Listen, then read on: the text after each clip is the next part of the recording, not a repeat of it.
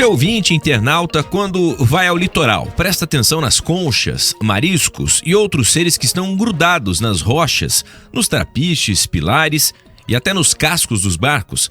Você faz ideia do que são? Olha, são seres aquáticos que viajam o mundo e têm um papel muito importante no equilíbrio do oceano. E pesquisadores têm levantado dados sobre essas espécies da fauna marinha, chamada de fauna incrustante. E hoje nós vamos conversar com o biólogo Rafael Metri, que é vice-presidente da Associação Mar Brasil e pós-doutor em Dinâmica dos Oceanos e da Terra. Ele estuda essas comunidades marinhas há vários anos e coordena uma pesquisa nesta área dentro do Programa de Recuperação da Biodiversidade Marinha, o REBIMAR, uma iniciativa patrocinada pela Petrobras e pelo governo federal. Rafael, bom dia, bem-vindo. Bom dia, João. Obrigado. Estou feliz de estar aqui e poder falar um pouquinho sobre conservação marinha. Estou à disposição. Bacana. Eu queria começar te perguntando sobre essa questão do conceito de carbono azul e como que essas espécies aí também contribuem para a qualidade de vida de todo o planeta. Muitas vezes vai na praia, você olha e fala, nossa, que diferente, nunca tinha prestado atenção, ou de uma determinada região, localidade diferente de outra.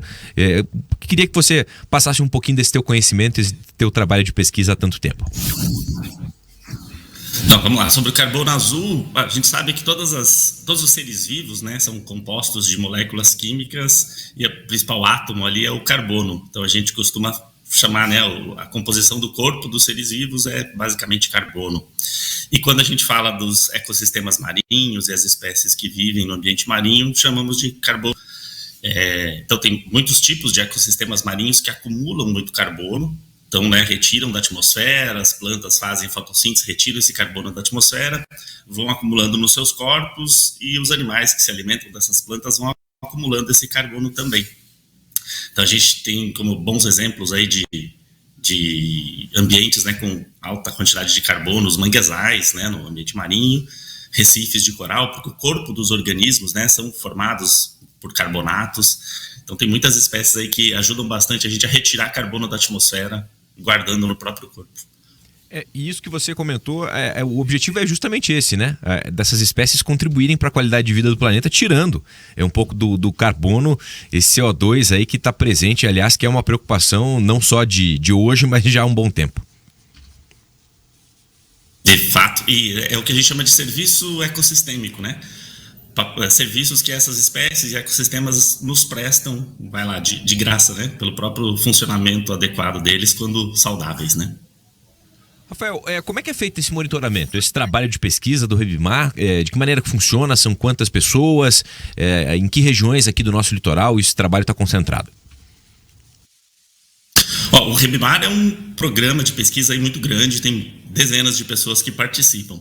Nessa parte aí das espécies incrustantes, especialmente, né, tem o pessoal da ictiologia, que faz o estudo dos peixes associados aos recifes rochosos aí nas nossas ilhas costeiras e recifes artificiais marinhos. E durante essas pesquisas da fauna de peixes, eles também registram essas imagens, né, da biota incrustante, que daí eu analiso então depois essas imagens. Então, trabalho eu, alguns alunos, toda a equipe lá de peixes em conjunto, para descrever da melhor forma possível, da forma mais completa, todo o ecossistema, né, todas as espécies que ocorrem nas nossas ilhas e recifes artificiais aqui do Paraná. Para quem está nos acompanhando, inclusive pela live, através do canal Jovem Pan Grupo RIC, é possível observar algumas imagens desse trabalho que é feito no fundo do mar. Rafael, uma outra pergunta que eu tenho, você até comentou sobre a questão dos recifes rochosos. Qual que é a diferença entre os recifes de corais, já que aqui no Paraná nós temos esses recifes rochosos?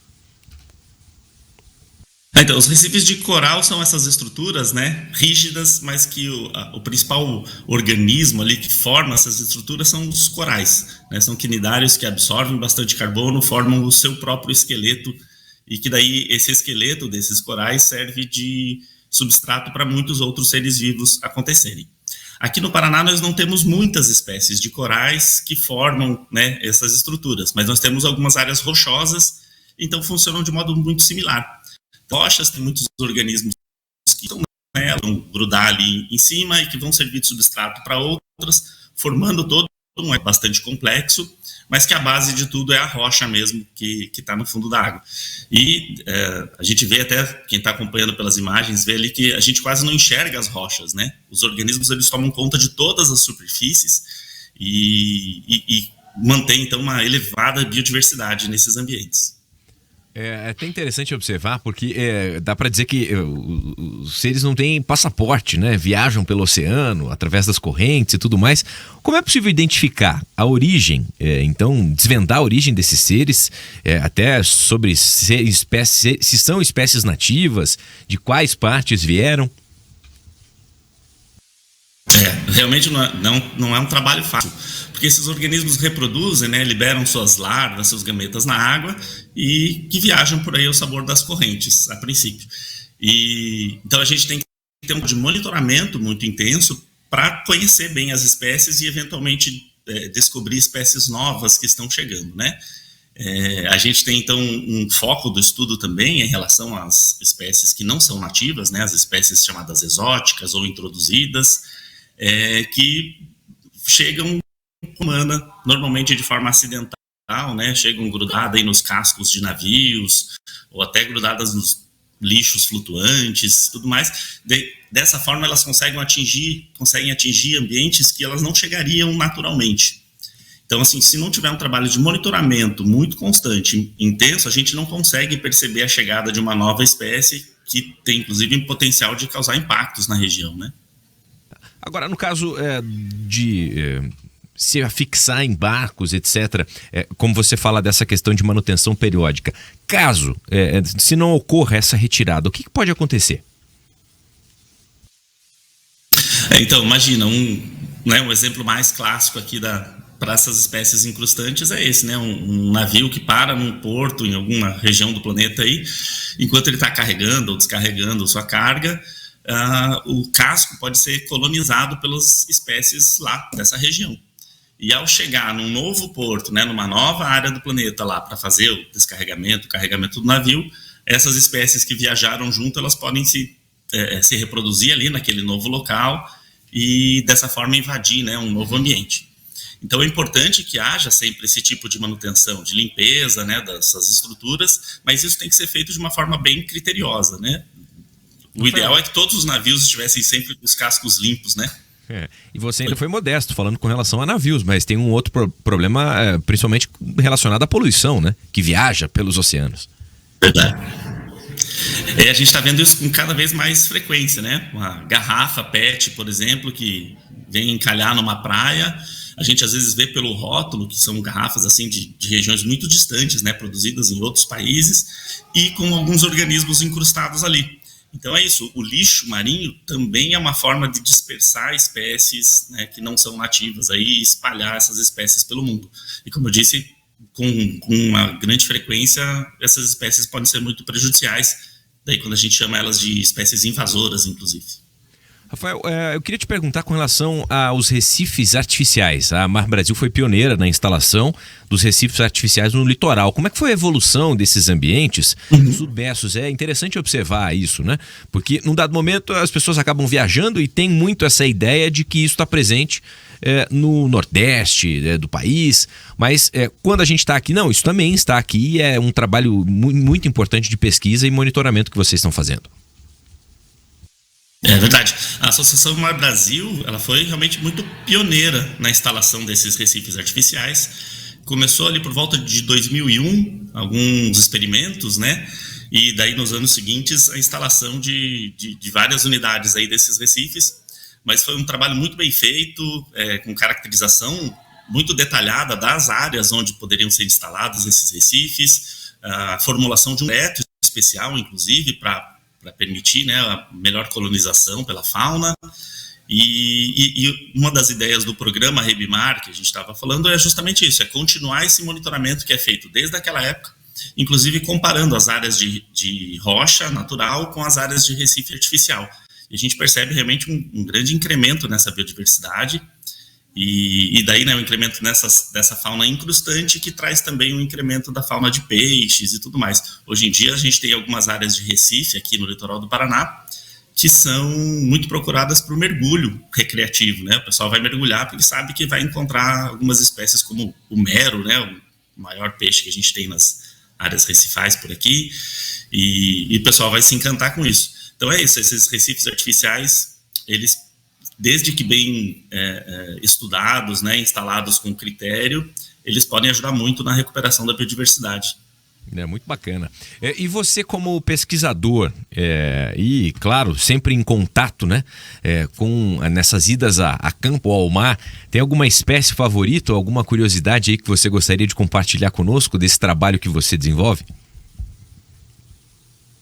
Olha, eu tenho sim, mas eu tenho uma paixão aí porque a gente conhece. Na verdade, acho que muita gente já viu, mas pouca gente conhece de verdade, tanto que ele nem tem um bom nome vulgar. São as assídeas. A assídia, então, é um tipo de organismo incrustante que faz parte do filo dos cordados, né, que é o nosso filo animal aí, então é parente nosso, mas é um invertebrado, fica lá grudadinho nas rochas. Quando a gente vê aquelas imagens de recifes de coral, de fundo do mar, né, toda colorida, boa parte daquelas manchas coloridas lá não é coral, não é esponja, é normalmente as assídeas, elas também, né?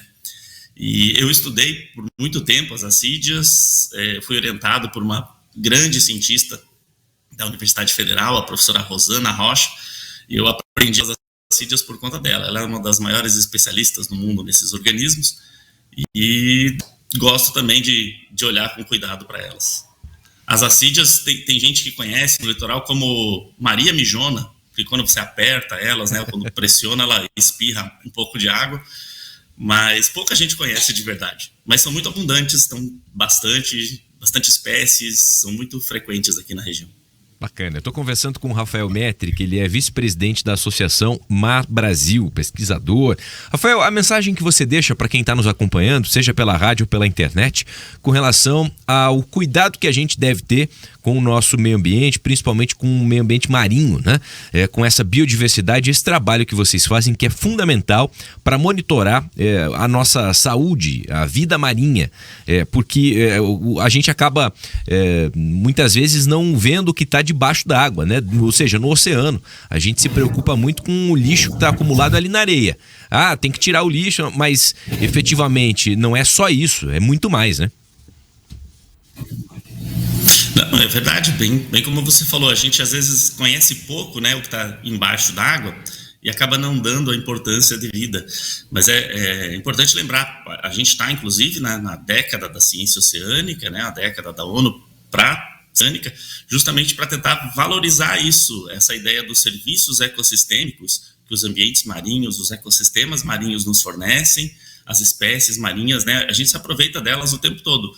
Seja de forma direta, consumindo, pescando, retirando, né, organismos para consumo, por exemplo, ou o que é mais comum, de forma bastante indireta. E daí a gente às vezes não consegue enxergar essa importância desses organismos, mas eles estão lá fornecendo esses serviços ecossistêmicos, por exemplo, como a gente falou no início, a retirada de gás carbônico da atmosfera, e estão fazendo toda a ciclagem de nutrientes dos ambientes marinhos, mantendo a saúde da gente que está fora d'água também.